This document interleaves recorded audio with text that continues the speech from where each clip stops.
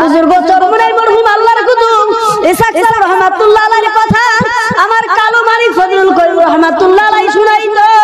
ইন্তেকালের আগে কুতুবখানায় চৌকির উপরে বসিয়া ওই কবরের দিকে তাকাইয়া তাকাইয়া বাচ্চা পোলা বান্দিভাবে হাউমাউ করিয়া কান্দে, আর আল্লাহর কুতুব ওইভাবে হাউমাউ করিয়া কান্দে, আর করুণ সুরে মাওলারে ডাকে, ওরে আমার মাওলা রে,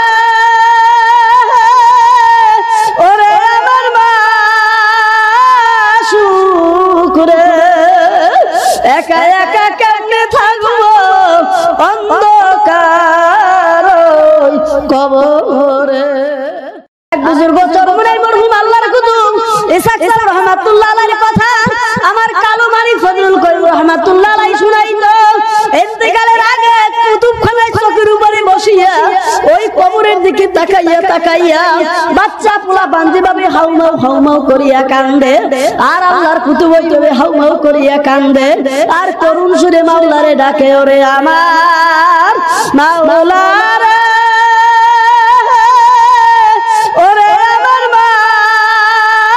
মাশউক রে, একা একা কেমনে থাকবো অন্ধকার কবর।